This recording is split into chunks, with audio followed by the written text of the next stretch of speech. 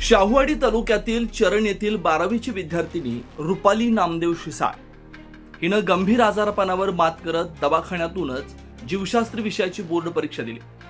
शिक्षण विभागाच्या तातडीच्या निर्णयामुळे तिचं शैक्षणिक वर्ष वाचलंय।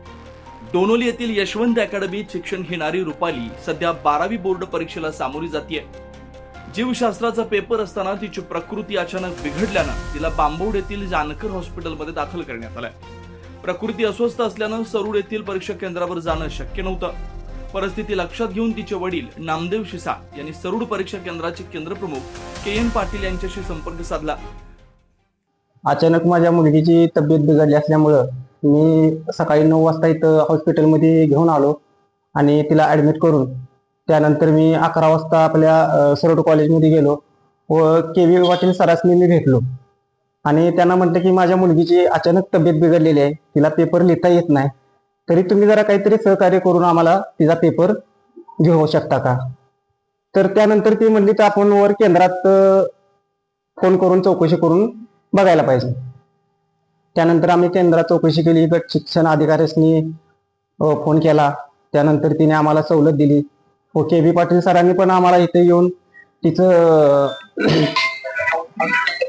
तिचा पेपर वगैरे व्यवस्थित घेतला व तिला सहकार्य केलं, मला सकट सहकार्य केलं, माझं शब्द तिने मांडलं, त्याबद्दल त्यांचं आभारी आहोत मानावं। केंद्र प्रमुखांनी गट शिक्षण अधिकारी विश्वास सुतार यांना माहिती दिली। त्यानंतर शिक्षण मंडळाचे अध्यक्ष राजेश क्षीरसागर यांच्याकडे बाब मांडण्यात आली। घटनेची दखल घेत शिक्षण विभागानं दवाखान्यातच परीक्षा घेण्यास विशेष परवानगी दिली।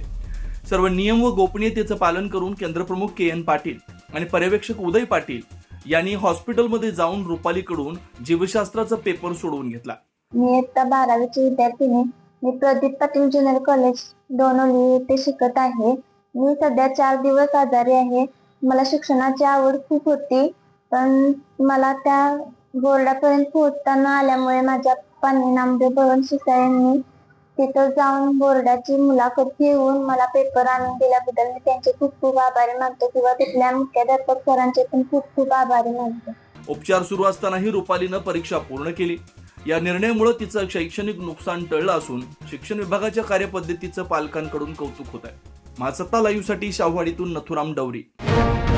अशाच ताज्या अपडेटसाठी महासत्ता न्यूजला सबस्क्राईब करा।